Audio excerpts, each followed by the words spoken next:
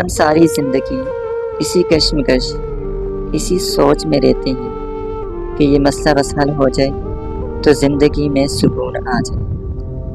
فلاں شخص ہمارے بارے میں مثبت ہو جائے تو زندگی میں سکون ہو جائے، وہ چیز بس مجھے مل جائے تو زندگی پر سکون ہو جائے، فلاں امتحان بس پاس ہو جائے، وہ ڈگری وہ عہدہ مجھے مل جائے تو زندگی کے مسئلے ختم ہو جائیں، میری یہ خامی مجھ سے دور ہو جائے، بس میری یہ دعا قبول ہو جائے، بس یہ حالات بدل جائیں، بس یہ ٹاکسک لوگ میری زندگی سے دور ہو جائیں،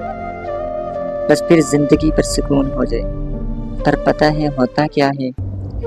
وہ سب چیزیں بھی ہمیں مل جاتی ہیں، مسئلے بھی حل ہو جاتے ہیں، حالات بھی بدلتے جاتے ہیں، دعائیں بھی قبول ہوتی جاتی ہیں،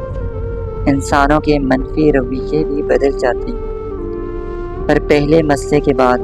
کوئی اور مسئلہ آ جاتا ہے، پہلی محرومیاں دور ہونے کے بعد کچھ اور چیزوں سے انسان محروم ہو جاتا ہے، اگر نہیں بھی ہوتا سب حاصل بھی ہو جاتا ہے، جو انسان سوچتا ہے اس کے بعد سکون ملے گا وہ سب ہو بھی جاتا ہے،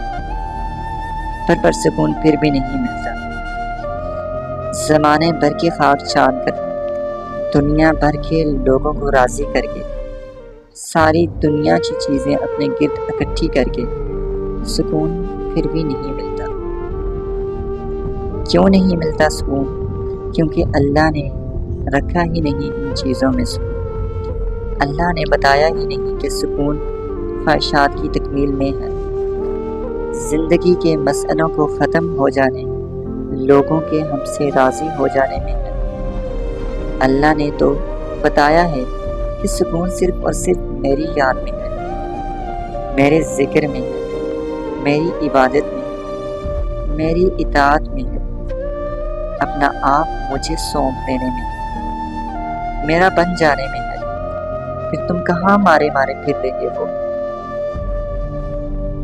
لو ساری دنیا تمہارے لیے مسخر کرتا ہوں، تمہیں سب دیتا ہوں، پر اس سے بھی